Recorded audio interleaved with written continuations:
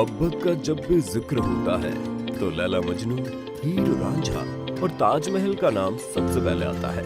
ताजमहल मोहब्बत की वो निशानी है जिसकी पूरी दुनिया दीवानी है। मुमताज की याद में शाहजहां की बनवाई ये इमारत दुनिया के 7 अजूबों में गिनी जाती है।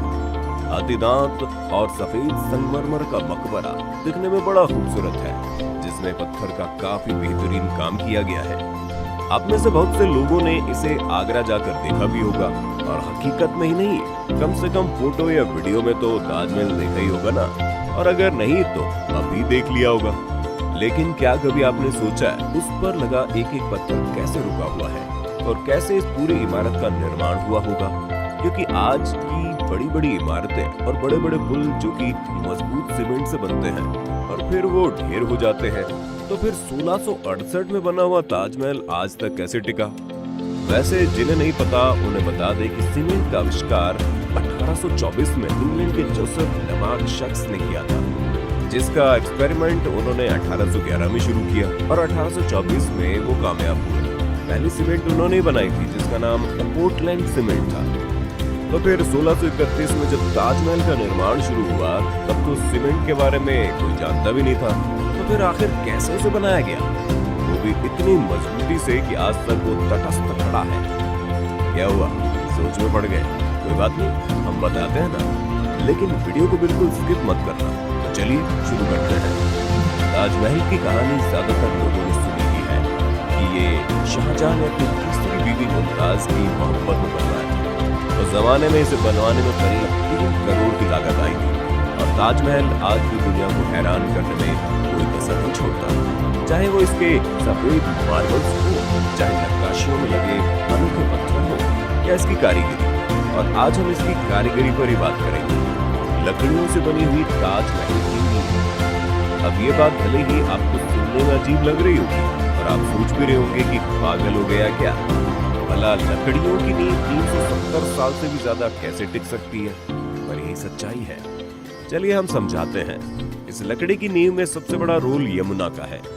जी हाँ, जिस तरह से शाहजहां मुमताज के बिना अधूरे हैं, उसी तरह यमुना के बिना ताजमहल बेकार है। इसलिए नहीं कि यमुना नदी इसे खूबसूरत व्यू देती है, बल्कि इसलिए क्योंकि बिना यमुना के ताजमहल का कोई वजूद नहीं रहेगा और वो गिर जाएगा।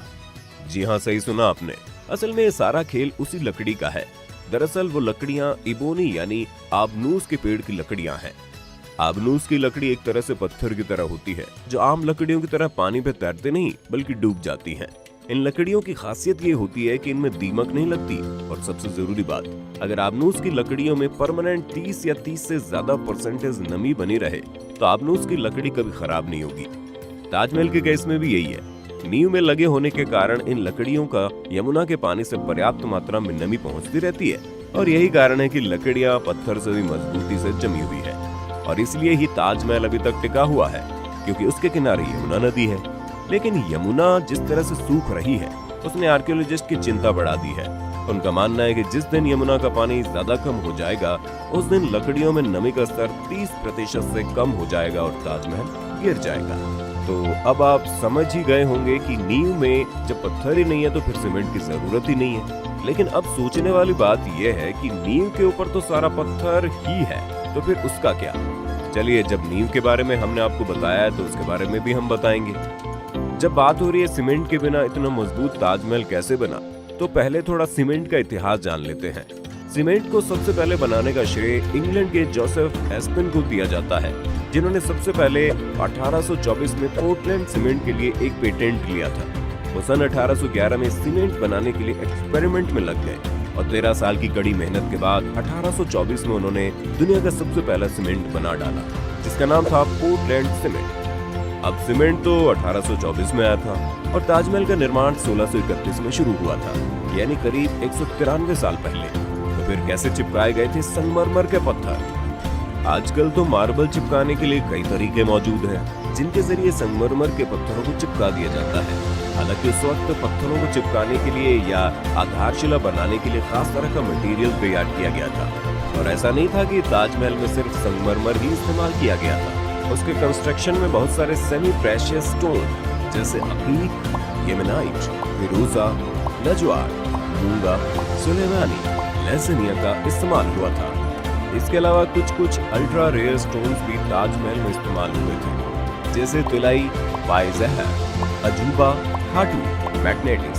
द Constructor.org के एक आर्टिकल के मुताबिक ताजमहल की नींव के लिए एक अलग सा होल बनाया गया था, जिसका नाम सरूज बताया जाता है। ये सलाइन, चिकनी मिट्टी आदि से बनाया गया था। इसके अलावा इसमें गुड़, दालें, चीनी, दाल, गोंद आदि भी मिलाए गए थे। इसके साथ ही ताजमहल का निर्माण हुआ और इसकी मदद से इतनी पकड़ हो गई कि आज कई सालों बाद भी ताजमहल भूकंप, तूफान, बारिश, धूप, गर्मी, सर्दी का मुकाबला कर रहा है। ये इतना मजबूत है कि भूकंप भी ताजमहल को गिरा नहीं सकता। दोस्तों, ये बात थोड़ी साइंटिफिक है लेकिन इंटरेस्टिंग भी, कि कोई भारी भूकंप भी ताजमहल को नहीं गिरा सकता। ताजमहल सिर्फ प्यार का प्रतीक और सफेद संगमरमर की एक खूबसूरत इमारत ही नहीं, बल्कि मुगल काल के सिविल इंजीनियरिंग का एक बेहतरीन नमूना भी है।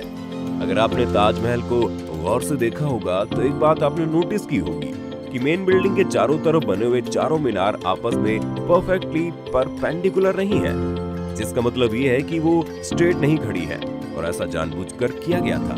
उन मीनारों को थोड़ा सा झुका दिया गया ताकि अगर कोई भूकंप आता है तो वो चारों मीनार मेन बिल्डिंग से दूर गिर जाएं और इस तरह भूकंप के सारे झटके मेन बिल्डिंग तक पहुंचने से पहले ही इन मीनारों में अब्सॉर्ब हो जाएंगे और इस तरह से मेन इमारत पर भूकंप का कोई असर नहीं होगा और वो सुरक्षित बच जाएगी।